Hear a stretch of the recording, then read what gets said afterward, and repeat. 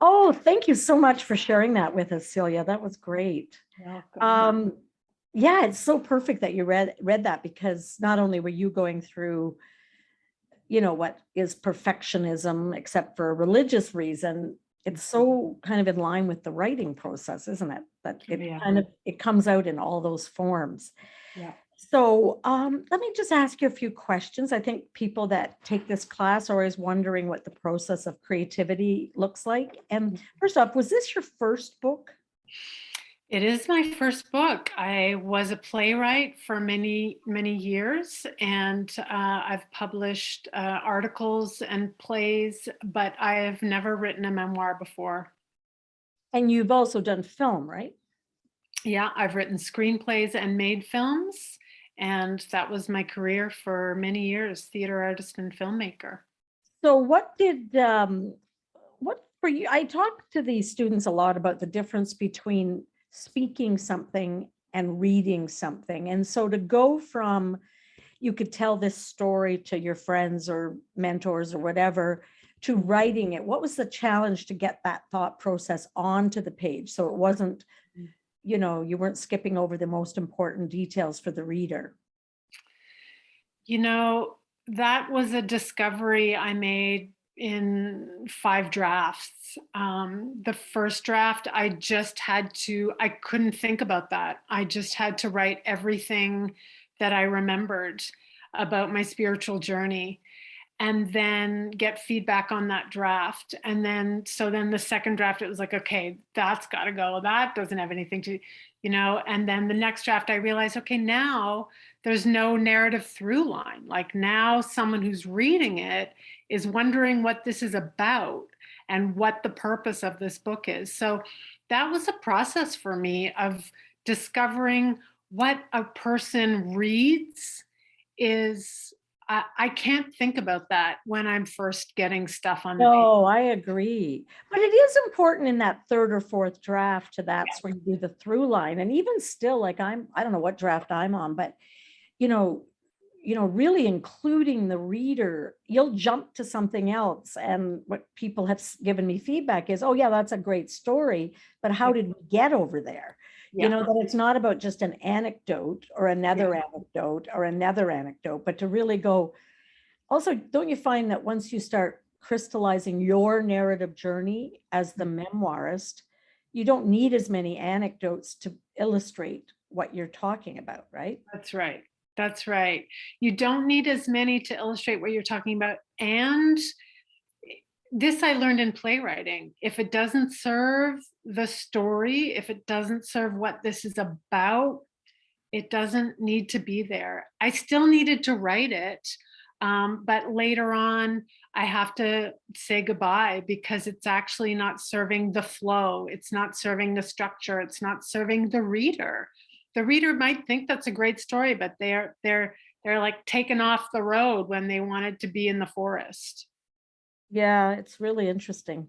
Now, as a writer, what internal struggles did you go through in the process of writing and rewriting? Like what was the internal, like, was that perfectionist you talked about in this pursuit of your vocation similar to what you went through as a writer?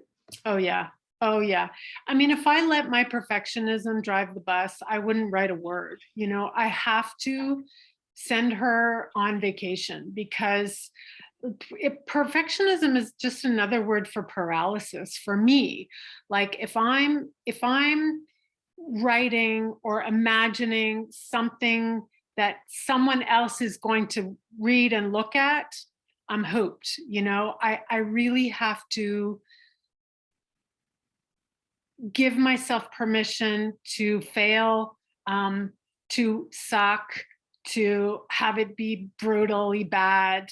And those are some of the internal struggles, like that judge that comes up, and I'm like, just keep going, just don't stop. You can deal with that later. I think the fear too with the memoir, that was another internal struggle. I'm going through it now, knowing that soon the book will be in people's hands. My God, what are people going to think about me? And why am I telling them all these personal things about myself? Am I insane?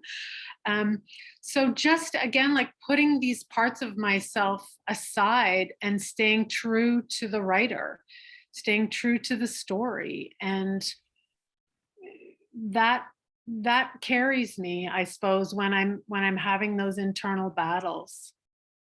Yeah, and it's interesting for me because when I'm writing by myself, it all makes sense and I'm in the process. And then when you get it on the eyes of someone else, just even reading it, it was fine. I had like lots of friendly people reading it. And then you have like an outside eye that doesn't know you at all, doesn't know how you speak. And all of a sudden, the one thing is the the manuscript immediately gets better when someone's outside eyes are on it, because you start to also go, oh my gosh, like it can serve you as well having those outside eyes, because you realize, oh, I don't want to say that about my mother 3 times. I only want to say it once. Or I don't want them, because I've got 75 other things that would balance out that point of view. So I found that helpful. But I'll tell you what helped too was you told me when I'm rewriting, which was really good, and maybe you could expand on this, is that you have capacity. That's what you kept saying. You have the capacity to do this. That really gave me strength of like, stop being emotional about it. Just hold the space for what's being asked by the editor and see what's true. Some of it won't be true. Some of it will be true. Some of it be like, oh, they only meant this little section. Sometimes I take a note as if it's huge when it's just, they mean one small track. Yeah. So what do you mean by capacity? Because I think that's something that the writers that I teach are learning as they rewrite and rewrite. Yeah, I think, well, it's a great question. And what comes to me is that, again, like I feel like I have all these parts of me, and there's the writer, she's the strong,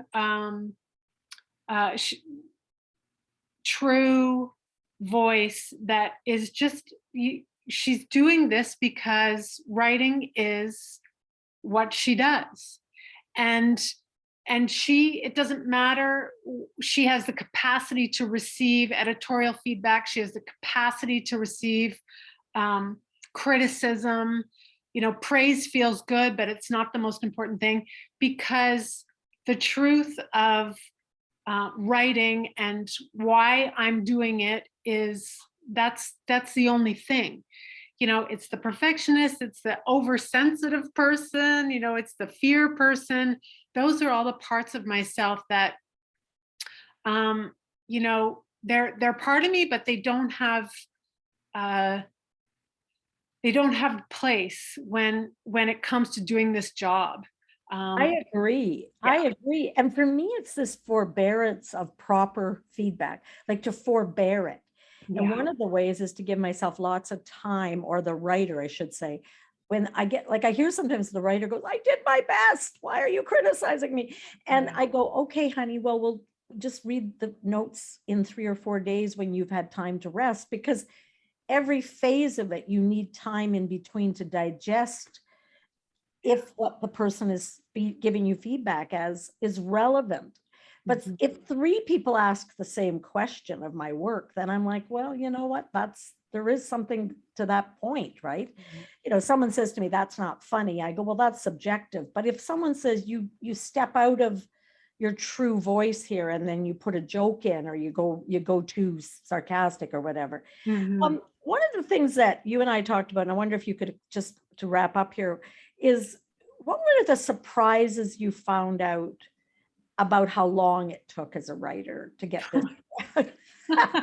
You and I've been sucking my thumb We out. were talking about that because, like, we hear about these writers who write from 8 a.m. to 8 p.m. at night. And someone else was just telling me about this author who has like a 3-part, 7-part series. And that's just like, that's in her science fiction. Over here, she's got like, and I'm like, my God, that is not my story.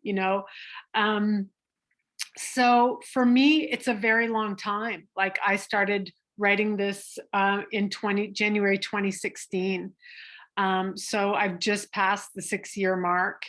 And sometimes my goal is 15 minutes a day, and I do 15 minutes a day, and I'm like, yes, and that's it.